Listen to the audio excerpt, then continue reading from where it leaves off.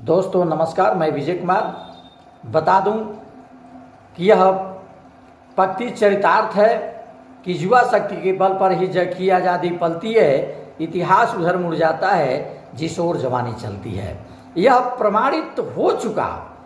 मैं अपने दर्शकों को बता दूं कि दिल्ली के जंतर मंतर पे जो हमारे देश की बहन बेटियां, हमारे नौजवान, हमारे बच्चों ने जो सिस्टम के खिलाफ आवाज़ उठाया था, जो पेपर लीक की आवाज़ को लेकर के धरना पर बैठे हुए थे और वैसी सरकार को झुकाए हैं जो कभी झुकने का नाम नहीं लेती है, कभी झुकना जानती ही नहीं, वैसे सरकार को झुका करके और अपनी मांगों को मंगवाने के लिए अडिग रहे और उनकी मांगों को मांगना पड़ा। वो क्या था?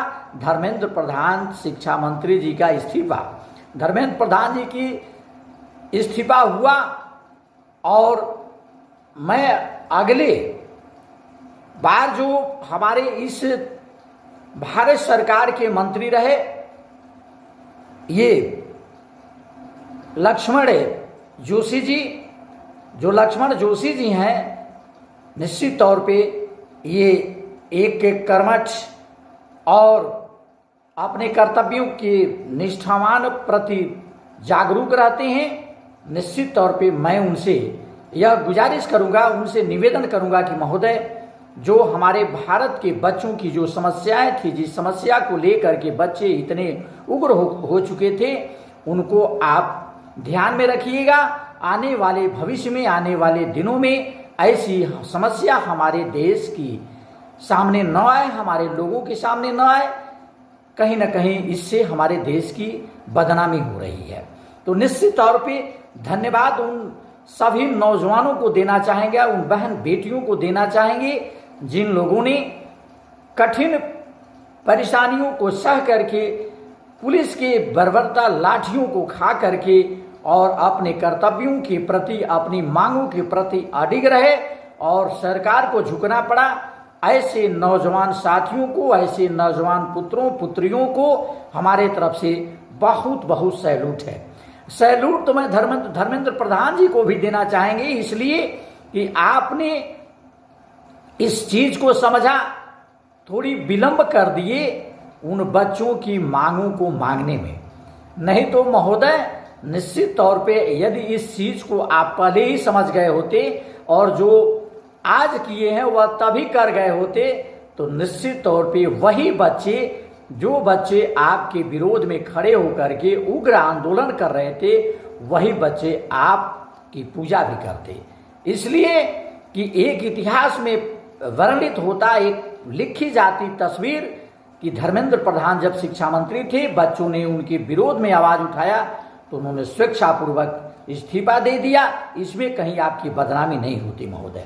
लेकिन खैर, जो भी हुआ ठीक हुआ। जो प्रकृति चाहती है, जो भगवान को मंजूर होता है, वो तो होना ही पड़ता है, उसको तो देखना ही पड़ता है। लेकिन मैं उन पुलिस वालों से पूछना चाहेंगे, जो पुलिस वाले उन बच्चों के सामने अपनी कठोरता और अपनी उस उग्र रूप को उन बच्चों के सामने प्रदर्शित कर रहे थे, उनके ऊपर लाठियां बरसा रहे थे। मैं आपसे पूछना चाहता हूं कि क्या आपके घर में बहन बेटियां और पुत्र नहीं है? क्या ये बच्चे जो लड़ाई लड़ रहे थे पेपर लीक के मामले को लेकर के, आपकी आने वाली पीढ़ी जो है वह इस स्थान को, उस जगह को पाने के लिए लालायित नहीं रहेगी? आप जिस नौकरी को पाने के लिए कठोर तपस्या किए, अनेकों प्रकार की यातनाएं सहे, परेशानियों को सहे, तब जाकर के नौकरी मिली है, तो क्या बच्चे उस नौकरी को पाने के लिए, अपने परिवार के भरण पोषण को करने के लिए यदि सरकार से शर्त रख रहे थे, सरकार से मांग कर रहे थे, तो आप वो दोषी थे जिनके ऊपर आप लोगों ने लाठियां बरसाई? या कहीं ना कहीं शर्म की बात निश्चित हो जाती है। आज आपके सिस्टम को झुकना पड़ा, आपको झुकना पड़ा, और बच्चों के सामने आप कैसे मुंह दिखाएंगे? किस लायक आपने उन बच्चों को छोड़ा है और कैसे बच्चे आपको सैल्यूट करेंगे और कहेंगे कि ये हमारे भारत देश के ये लोग हैं जो रखवाली करते हैं? कैसे कहेंगे? वे बच्चे जिनके ऊपर आप लोगों ने लाठियां बरसाई है। तो निश्चित तौर पे यह भी मैं आपको बता दूं कि महोदय, जिस नौकरी को आप पा करके इतना गुमान करते हैं और लाठियां आपकी चमकती हैं, उन गुनाहगार बच्चों के ऊपर, बच्चियों के ऊपर, यदि इस भारत देश की सीमा की रक्षा के लिए, भारत देश की प्रतिष्ठा को बचाने के लिए, भारत देश की कुर्बानी को देने के लिए, भारत देश की तिरंगे को ऊंचाइयों तक ले जाने के लिए यदि आप और उन बच्चों में शर्त लग जाए, तो सर्वप्रथम हमारे देश के वे बच्चे तैयार होंगे जिनके ऊपर लाठियां आप लोगों ने बरसाया है। वे अपने प्राणों की परवाह किए, अपने प्राणों की बाजी लगा करके और सीमा पर जा करके गोलियां खाने के लिए तैयार हो जाएंगे।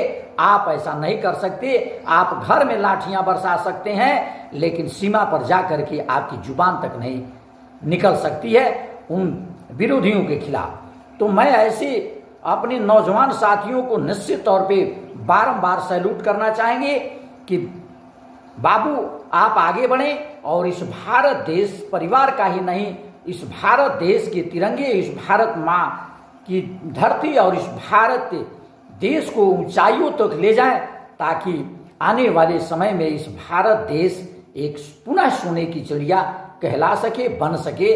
यह इसके लिए मैं आपको बारंबार सैल्यूट करूंगा।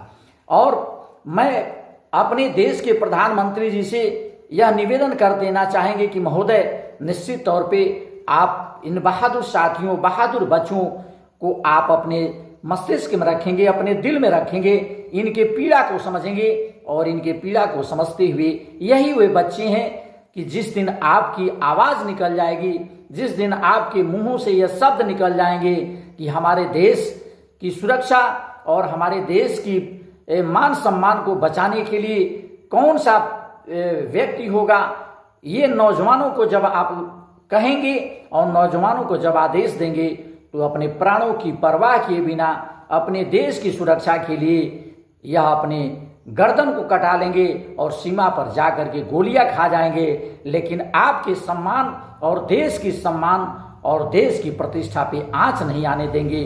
वही ये नौजवान हैं जो जिनके ऊपर लाठियां बरसाई गई थी। तो निश्चित तौर पे पुनः मैं अपने चैनल के माध्यम से जो हमारे नए शिक्षा मंत्री का अतिरिक्त पदभार ग्रहण किए हैं माननीय प्रहलाद जोशी जी, उनसे मैं निवेदन करना चाहूँगा कि महोदय, आने वाले समय में आपके पदभार ग्रहण करने के बाद निश्चित तौर पे इन बच्चों की समस्याएं सॉल्व होंगी।